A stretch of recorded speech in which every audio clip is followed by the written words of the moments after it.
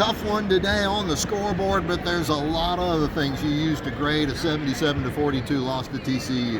Yeah, I really liked how the last 12 minutes went. I thought we were able to get stops, and I think we won a few segments. Obviously, it's kind of the nature of the game. They're putting some subs in maybe, but still to come out and compete when things aren't going well on the scoreboard shows a lot from those guys and those reserves that played those last games.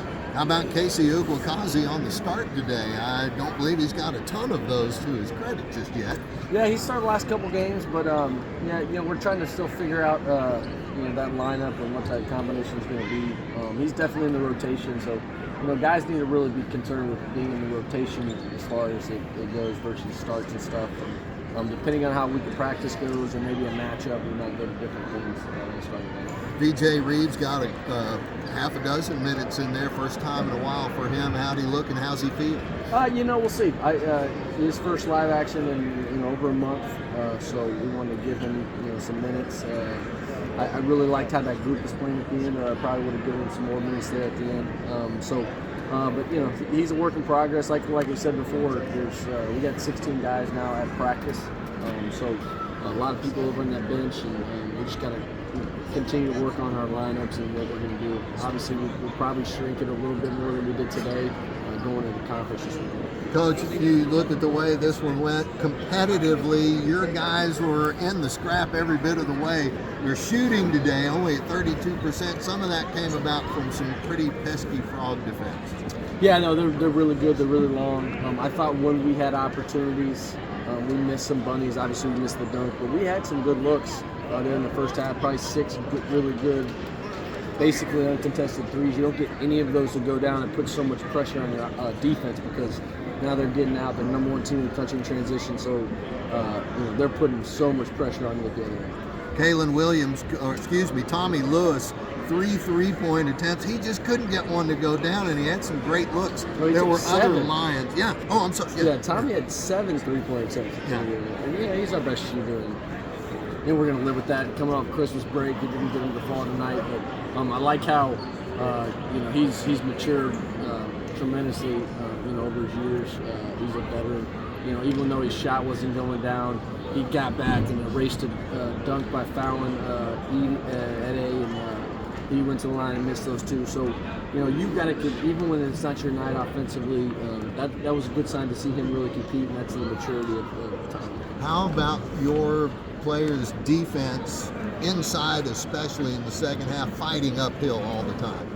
Yeah, I don't think we were great early as far as schematically and how we wanted to attack them defensively. But I did think, and again, you don't really know. It's never as good or bad as it sounds right at the beginning until you actually go back and watch the film. But I thought we competed, and we just got to clean some stuff up. It was a warm-up game for us and them getting ready for both open conference this weekend. Obviously we wanted to show a little bit better and put ourselves in position, but we can't go backwards. We finished the conference season, the non-conference season, 6-7, playing 5 wins. I'm not terribly upset with where we sit right now. Obviously, there's a lot of basketball to be played, and so we got to get back to work here and get ready for a really, really good state team. Well, you compare 6-7 to where you were a year ago, getting ready for conference, and this transition thing's a piece of cake, isn't it? You just get steady progression. I hope so.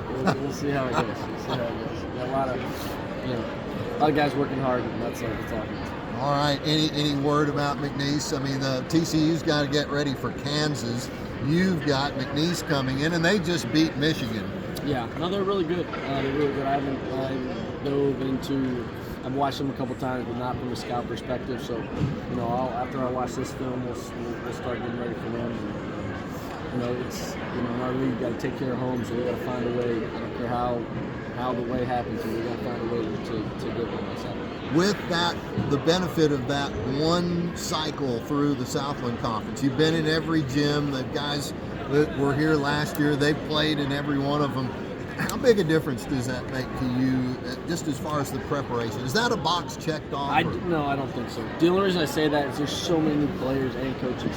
So maybe there's some familiarity with some of the teams, but I think there's 5 new coaches, 120 new players out of the Okay. in the league. So we'll see. I some of our returners, I guess, will feel comfortable and kind of know what to expect from a location standpoint. But I think there's a lot of unknown with players, and coaches, and how they're going to play and scheme and stuff like that. All right, Coach, I know you want to get them on the bus and get them home and get ready for McNeese. You get to stay home all week. How cool is that? Yeah, exactly. All right, folks. Lions fall 77-42. The final. We'll have the numbers for you on 88.9 KT.